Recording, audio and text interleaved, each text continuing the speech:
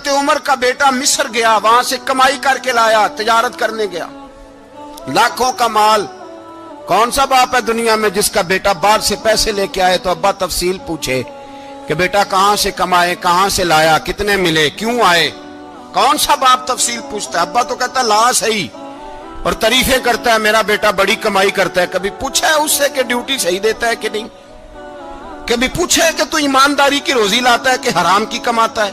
یہ باپ کی ذمہ داری ہے، یہ اماں کی ذمہ داری ہے۔ پھر کہتا ہے بیماری کیسے آ گئی، پریشانی کیسے آ گئی؟ تو نے کبھی سوال کیا اپنی اولاد سے؟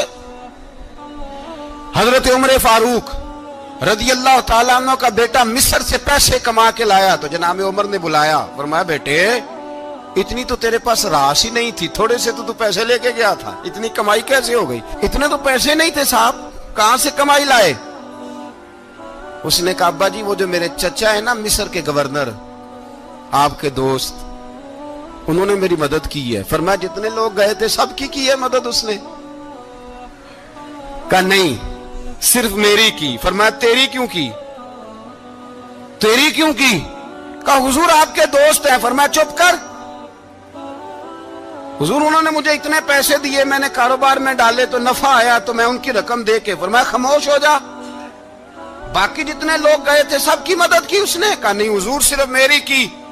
فرمایا اس نے تیری مدد نہیں کی، اس نے خلیفہ کے بیٹے کی مدد کی، اس لیے کہ وہ خلیفہ کو اپنے حق میں نرم کر سکے۔ فرمایا آدھا مال تیرا ہے، آدھا مال غنیمت کا ہے، مال خزانہ کا ہے، مسلمانوں کا ہے، اس لیے کہ تو جو وہاں سے مال کما کے لایا ہے وہ اپنے باپ کے خلیفہ ہونے کی وجہ سے کما کے لایا ہے، لہذا رکھ ادھر۔ یہاں کہتے ہیں کدھر سے آیا، کیسے آیا، کون سا حساب دیں، کیا کریں؟ او بھائی حضرت عمر رضی اللہ تعالیٰ عنہ کا اپنی اولاد کے بارے میں یہ رنگ ہے۔ ایک جنگ سے نا خوشبو آئی، خوشبو بڑی مہنگی ہوتی تھی، عرب میں خوشبو آج بھی بڑی مہنگی ہے، وہ زیادہ استعمال کرتے ہیں۔ میری باتوں کی سمجھ آ رہی ہے میرے بھائیوں؟ بڑی مہنگی خوشبو تھی۔ جب وہ خوشبو آئی تو حضرت عمر نے کہا، گھر میں پہلے پہنچی حضرت عمر کے، چونکہ زیادہ عورتیں استعمال کرتی تھی گھر کے اندر خوشبو، مرد بھی لگاتے تھے۔ حضرت عمر نے اپنی بیوی سے کہا، آپ کی زوجہ تو تھی وہ بڑی خوشبو کو پسند کرتی تھی۔ حضرت عمر نے اپنی زوجہ سے کہا کہ خوشبو لاؤ، میں نے ایک عورت کی ڈیوٹی لگائی ہے، وہ خوشبو تول کے نا تو حصہ برابر صحابہ میں بانٹ دے گی۔ تو آپ کی زوجہ کہنے لگی کسی بی بی کی ڈیوٹی لگانے کی کیا ضرورت تھی، میں جو موجود تھی میں بانٹ دیتی ہوں تول کے حصہ برابر۔ آپ نے فرمایا نہیں تو رہنے دے، وہ فلانی بی بی بانٹے گی۔ حضور میں نے بھی بانٹنی ہے، میرے پہ کچھ حق ہے؟ آپ نے فرمایا نہیں، تو تفصیل نہ پوچھ، تو خوشبو دے دے، کوئی اور بانٹے گی۔ خاتون خانہ تھی نا، کہنے لگی نہیں مجھے بھی آج آپ کو بتانا ہی پڑے گا کہ کوئی جو بانٹ سکتی ہے تو میں کیوں نہیں بانٹ سکتی؟ زوجہ کہتی عمر نے بات کی تو میری چیخیں نکل گئی۔ حضرت عمر فرمانے لگے جب تو خوشبو بانٹے گی نا تیرے ہاتھوں کو بھی لگے گی، تیرے دوپٹوں کو بھی لگ جائے گی۔ اگر رب کریم نے مجھ سے سوال پوچھا کہ عمر خوشبو تو مسلمانوں کی تھی، تیری بیوی کے دوپٹے کو کیوں لگ گئی، تو میں اللہ کے حضور کیا جواب دوں گا؟ اگر اللہ نے یہ سوال کیا کہ تیری بیوی نے کیوں لگائی، وہ تو حصہ تھا مسلمانوں کا، تو نے تیری بیوی نے کیوں لگائی؟ تو فرمایا میں نہیں چاہتا کہ اللہ کے حضور مجھے اور تجھے باز پرس ہو، لہذا کسی اور کو بانٹنے دے۔ زوجہ روئی اور تڑپ کے کہنے لگی عمر مجھے لگتا ہے صبح قیامت بھی تیری بیوی ہونے کی وجہ سے اللہ مجھے جنت عطا فرما دے گا، تیری زوجہ ہونے کی برکت سے۔ بھائی یہ معیار رکھا، خدا کی قسم ایسا شخص تاریخ میں دوبارہ نہیں آیا۔ اتنا بڑا آدمی، اتنا بڑا شخص، اتنا بڑا آدمی، اور پھر رنگ یہ ہے کہ عمر 22 لاکھ مربع میل کا حکمران، 22 لاکھ، اور کھجور کے درخت کے نیچے مٹی کا ڈھیلا لے کے سو گئے ہیں، پرواہ کوئی نہیں، کوئی مسئلہ ہی نہیں۔ 2 غلام ساتھ بیٹھے تو ایک روٹی حضرت عمر نے گھر سے منگوائی، تھوڑا سا سرکہ، تو غلام کہنے لگے ہم نے بھی کھانی ہے۔ فرمایا کوئی حرج نہیں، روٹی کو پیٹ بھر کے کھانا ضروری تو نہیں، 3 حصوں میں بانٹ لیتے۔ ایک آدمی آیا ہوا تھا مصر کا رہنے والا ملنے کے لیے، اس نے پوچھا عمر کدھر ہے، تو کہا وہ ادھر جاؤ مسجد میں بیٹھے ہوں گے، اور واپس آیا تو کہنے لگا وہاں تو 3 غلام بیٹھے ہیں۔ ایک روٹی بانٹ بانٹ کے کھا رہے ہیں, لگتا ہے کئی دنوں سے روٹی نہیں ملی. کہا 3 غلام تو کوئی نہیں, وہاں 2 ہی تھے, تیسرے تو امیر المومنین تھے. اس نے کہا نہیں 3 غلام ہیں, کپڑے بھی ایک طرح کے پہنے ہوئے, بلکہ 2 کے تو پھر صحیح ہیں, تیسرے کے تو زیادہ ماڑے ہیں. کپڑے بھی ایک طرح کے, کھانا پینا بھی ایک طرح کا, اور ان کا نشست برخاست بھی ایک طرح کی ہے, لہذا کوئی فرق نہیں. حضرت ابو ہریرہ کہتے ہیں میں لے کے آیا, اور جناب عمر کو جب میں نے کچی زمین میں تامت سمیٹ بیٹھے دیکھا تو میں رو پڑا. میں نے اس مصر سے آنے والے کو کہا تو اس کے جلوے دیکھ, اگر اس کی ذات میں اتنا حسن ہے تو محمد عربی کا مقام کیا ہوگا. یہ مقام غور ہے, مقام غور. 10 محرم کو لوگ دیگے پکائیں گے نا, نہیں پکانی ہے, کوئی بول دے نہیں, ہاں نہ نہیں کر دے. پروگرام بدلیا تو نہیں دی عید کی کہ وہی کام شروع ہوا ہے لاسٹ ٹائٹ ہونے والا. کیوں جی, پکنی ہے نا دیکھیں 10 محرم کو انشاءاللہ تعالی, ہم بھی پکائیں گے انشاءاللہ, یہاں بھی پروگرام ہوگا. تو 10 محرم کو جو دیگ پکنی ہے تو ایسا نہیں ہو سکتا کہ 1 محرم کو حضرت عمر کے نام کی بھی کوئی پک جائے. اگر امام حسن حسین کے نام کی دیگیں پکیں تو جو امام حسن حسین کے سے پیار کرنے والے, جو امام حسن حسین سے, ہم لوگوں نے بھی عجیب رٹا اپنایا ہے نا. ہم لوگ بعد کا ایک پہلو دیکھتے ہیں, دوسرا نہیں دیکھتے. حضرت امام حسن اور حسین کو بھی نبی پاک نے شہید کہا, اور جناب عمر کو بھی رسول اللہ نے خود شہید فرمایا. فرمایا شہید ہے, خود فرمایا اپنی زبان سے کہ یہ شہید ہے, خود میرا عمر شہید ہے. تو ان کے نام کی دیگ نہیں پکنی چاہیے, اس طرف نہیں ہماری توجہ ہونی چاہیے. اور اہل بیت نبو, یہ بات میں پہلے بھی کرتا ہوں, آج پھر کرنا ضروری سمجھتا ہوں. اہل بیت کا پیار, سن لو کان کھول کے, اہل بیت کا پیار اگر ہمیں کسی نے سکھایا ہے تو سیدنا عمر فاروق نے سکھایا ہے.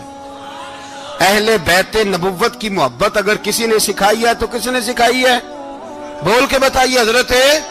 حضرت عمر نے. اہل بیت کا پیار ہمیں حضرت عمر نے بول کر کے سکھایا ہے. بھائی یاد رکھیں,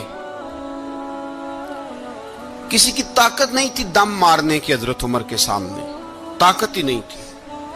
کیسر و کسرا کانپ جاتے تھے, جرت ہی نہیں کرتے تھے حضرت. اور ہمارے تو تعلقات بڑے ہیں نا غیروں سے. حضرت ابو موسیٰ اشعری رضی اللہ تعالیٰ عنہ فرماتے ہیں میرا منشی سائی تھا, وہ کاتب کہتے تھے وہ لوگ, میرا حساب کتاب عیسائی تھا. تو فرماتے ہیں ایک دن میں نے وہ سارا حساب کتاب لین دین کے حضرت عمر کو دکھائے تو فرمانے لگے جس نے لکھے ہیں اس کو بلاؤ. کہنے لگے وہ ضرور مسجد نہیں آ سکتا. کیوں نہیں آ سکتا؟ کہنے لگے وہ عیسائی ہے. کہتے ہیں حضرت عمر جلال میں آ گئے. آپ فرمانے لگے جنہیں رب دور کرتا ہے تم کیوں قریب کرتے ہو, جنہیں اللہ دور کرتا ہے. فرمایا تم غیروں کو اگر عہدے دو گے تو اپنوں کا کیا بنے گا, اگر تم غیروں کو عہدے دو گے تو اپنوں کا. یہ سوچ ہے جو آج برما کے مسلمانوں کے لیے بھی ضروری ہے. کہا اگر تم غیروں کو عہدے دو گے تو اپنوں کا. ہم نے غیروں کو عہدے دیے تو دیکھا نا اپنے کس طرح کاٹے جا رہے ہیں. غیروں کو جو عہدے دے دیے جرانے سارے غیروں سے, روز دعویٰ ہوتا ہے چین ہمارا سجن ہے, چین ہمارا دوست ہے. او بھائی دوست ہے تو اس سے کہو نا کہ برما تو تمہاری ایک چھوٹی سی ریاست ہے, چین کے بغیر تو وہ سانس بھی نہیں لے سکتا. اس کو کہو نا اس حکومت پہ دباؤ ڈالے. لیکن ہم لوگوں نے غیروں کو عہدے دیے تو اپنے پس گئے. حضرت عمر کہتے تھے ذمی کا ہم ادب کریں گے, ذمی کافر کا ہم, ایسا کافر جو مسلمان ریاست کو قبول کرے, بدامنی نہ پھیلائے. ایک آدمی کو آپ نے دیکھا آنکھوں سے نابینا ہے اور بھیک مانگ رہا ہے, تو حضرت عمر کو نظر آ گیا. فرمایا کون ہو؟ اس نے کہا میں یہودی ہوں. فرمایا بھیک کیوں مانگتے ہو؟ کہا جب تک تندرست تھا مسلمانوں کو جزیہ دیتا تھا, بوڑھا ہو گیا ہوں کیا کروں. حضرت عمر نے گھوڑے کی پشت پہ بٹھایا, کافر کو گھوڑے کی پشت پہ بٹھایا اور بٹھا کے مدینے لائے. حضرت علی شیر خدا وزیر خزانہ تھے. فرمایا علی اس کا وظیفہ جاری کرو. کہا یہ کون ہے؟ فرمایا یہ یہودی ہے لیکن یہ ہمیں جزیہ دیتا رہا, بوڑھا ہو گیا بیچارہ, بھیک مانگنے پہ مجبور ہے, ہماری حکومت کے اندر رہتا ہے, اس کا پورا وظیفہ جتنا خرچہ اتنا وظیفہ لگاؤ. حضرت علی کہتے ہیں میں وظیفہ لگا رہا تھا اور وہ میرے نبی کا کلمہ پڑھ رہا تھا, وہ رسول اللہ کا کلمہ پڑھ رہا تھا. یہ مزاج, یہ نہیں کہ کافر. حضرت عمر نے گورنروں کو خط لکھے تھے کہ زبردستی کسی کو مسلمان نہیں کرنا, جہاں ان کی عبادت گاہیں بنی ہو گرانی نہیں, کوئی مندر کوئی گرجا ضائع نہیں کرنا. اسلام سب کو جینے کا موقع دیتا ہے, پر بے ایمانوں ظالموں बदजातो तुम्हें यह कहता है कि हम तुम्हें जीने का मौका देते हैं, तुम भी मुसलमानों को जीने का मौका दो। ये जहां बसते हैं, जहां रहते हैं, इन्हें वहां जीने का मौका दो। इन्हें भी अल्लाह अकबर कहने का मौका दो, इन्हें भी कुरान पढ़ने का मौका दो, इन्हें भी रसूलुल्लाह पर दुरूद पढ़ने का मौका दो। हमारे मुल्क में ईसाई अपनी मर्जी से खुलेआम तबलीग करते हैं। यहां तो चैनल चलाए हैं ईसाइयों ने। किसी मजहबी जमात ने कभी जुलूस निकाला है कि ईसाइयों का चैनल बंद करो? बोले निकला है कि नहीं निकला? कितने जुल्म की बात है। हम जब गैर को इतना तहफुज देते हैं, इतना तहफुज देते हैं, हमने देखा है, मुझे 20 लोगों ने ईद पे टेलीफोन किए कि ईसाइयों को कुर्बानी का गोश्त दे लें। मजबूर हैं जी, दरवाजे पे आ गए हैं, हमारे काम काज करते हैं। 20 लोग, आम आदमी के दिल में इनका इतना जज्बा है। वो मसाइल का बयान करने एक अलग बात, लेकिन हमारे दिल काफर के हक में भी नरम हो जाते हैं। तुम किस कदर ज्यादा बेईमान हो और कुफर किस कदर ज्यादा जलील हो गया है कि मुसलमान के हक में नरम होता ही नहीं। और उससे बड़े जलील वो हैं जो इन जलीलों के सपोर्टर हैं। वो किसी अरब मुल्क के हुक्मरान हो या किसी और जगह के, वो बड़े जलील है जो इन जलीलों के सपोर्टर हैं, जो बर्मा की बच्चियों के कत्ल पर अपनी हुकूमतें चमका रहे हैं। ने शर्म नहीं आती। इस कदर मुसलमान तड़पा है, लेकिन उन बेगैरतों को जरा होश नहीं आई। और ये उनके कमाश, उनके दलाल जो हर जगह उनकी सपोर्ट करके अपनी हुकूमतें कायम करते हैं, बेईमानों को पता नहीं कि कब इन पर अल्लाह का अजाब उतरेगा और किस तरह इनके परखशे उड़ेंगे। तुम्हें अपनी जिल्लत और रुसवाई नजर नहीं आ रही कि जमीन किस तरह तुम्हारे लिए तंग हो गई है? इससे ज्यादा और तुम्हारी रुसवाई क्या होगी? डरो अल्लाह से, और ये तो दुनिया का अजाब है। इन्ना बत्श रब्बिक लशदीद, मेरा रब कहता है क़यामत तो कायम होने दे। इतना सख्त तेरे रब की पकड़ है, इतनी किसी दूसरे की हो सकती? याद रखें और थोड़ा एहतियात करें हम सब लोग भी, जो हम लोग आधी जुबान बोल के भी इनकी सपोर्ट करते। अब शर्म आनी चाहिए हमें इन हुकूमतों की सपोर्ट करते जो मुसलमानों की लाशों के ऊपर हुकूमतें कायम करते हैं। शर्म आनी चाहिए। बहरहाल बात दूर निकल जाएगी और मैं अपने मजमून पे रहता हूं। अहले बैत का प्यार अगर सिखाया है तो जनाबे उमर ने सिखाया है रदी अल्लाह ताला अन्हो, इमाम हसन मिलने। आप यकीन करें, मैं जब इस वाकया को पढ़ता हूं तो मेरा दिल झूम जाता है। मैं कहता हूं यार, डाडा होना अपनी जगह पे, इश्क होना अपनी जगह पे, इंसान का बावकार होना अपनी जगह। जहां खड़े होना था वहां ये खड़े होते थे, और जहां झुकना था वहां ये इन लोगों में इकबाल ने कहा था, तेरी निगाह नाज से दोनों मुराद पा गए। अकले की याबो जुस्तजू इश्के हुजूरो इस तरह। जहां अगर आया है सामने कैसरो किसरा तो उमर जैसा दलेर कोई नहीं।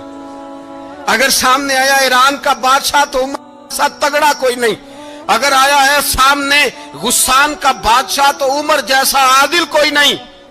लेकिन अगर अली का बेटा आया है, अगर फातिमा के लाल पारे आए हैं, तो फिर फारूक आजम से जैसा मुहिब कोई नहीं, फिर उनसे जैसा प्यार करने वाला कोई नहीं।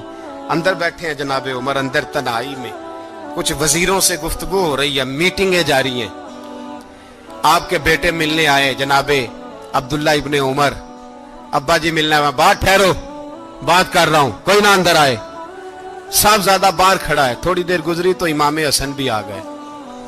कौन आए? आपको अजब मिलेगा इमाम साहब का नाम लेने से, वो सरदार हैं जन्नतियों। कौन आए? सारे बोलिए, इमाम हसन। तेरी नस्ल पाक में है बच्चा बच्चा नूर का, तू है ने नूर तेरा सब घराना। इमाम हसन आए तो हजरत अब्दुल्ला इब्ने उमर को दरवाजे पे खड़े देखा। कहा अमीरुल मोमिनीन कहाँ हैं? कहने लगे हजरत उमर के बेटे। कहने लगे वो अंदर बैठे, कुछ मीटिंग हो रही है और उन्होंने कहा कोई अंदर ना आए, लेकिन आप जाना चाहें तो चले जाएं। आप जाना चाहें तो, तेरी नस्ल पाक में है बच्चा बच्चा नूर, आप जाना चाहें तो चले जाएं। तो उन्होंने कहा जब आप बाहर खड़े हैं तो मुझे कोई इतना जरूरी काम नहीं, और अभी जोर की नमाज थोड़ी देर में होगी, मैं मस्जिद में मिल लूंगा अमीरुल मोमिनीन से। ये बात कह के इमाम हसन चले गए। यार इतनी बड़ी बात नहीं थी, इतनी बड़ी बात नहीं थी।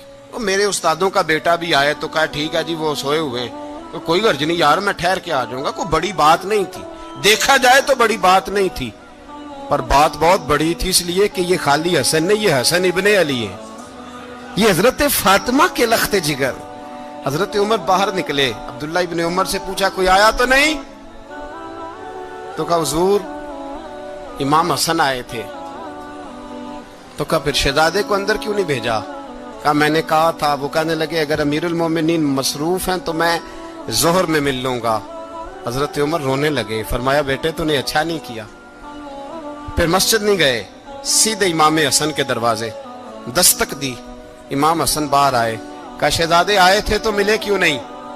تو امام حسن کہنے لگے حضور آپ کا اپنا بیٹا دروازے پہ کھڑا تھا, آپ کا اپنا بیٹا دروازے پہ کھڑا تھا, اور منع بھی کیا تھا آپ نے تو میں زور میں مل لیتا. حضرت امام حسن فرماتے جوش جذبات میں جناب عمر نے سر سے پگڑی اتار دی. جوش جذبات میں کہنے لگے حسن میرے بیٹے کا اور آپ کا کیا مقابلہ؟ کیا اس کی ماں کا نام فاطمہ الزہرا ہے؟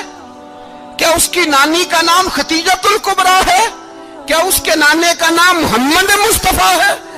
آپ کا اور اس کا کیا مقابلہ؟ پھر رو پڑے اور کہنے لگے بیٹے میں مکے کے صحراؤں میں اونٹ چرایا کرتا تھا, یہ جو میرے سر پر عزت کے بال ہیں یہ تیرے نانے کے اگائے ہوئے. میں مکے کے خبردار شہزادے خبردار. او بھائی اہل بیت نبوت کے ادب کا رنگ اگر سکھایا ہے تو سیدنا عمر نے سکھایا ہے. حضرت عمر فاروق اتھارٹی ہے, اسلام کی اتھارٹی.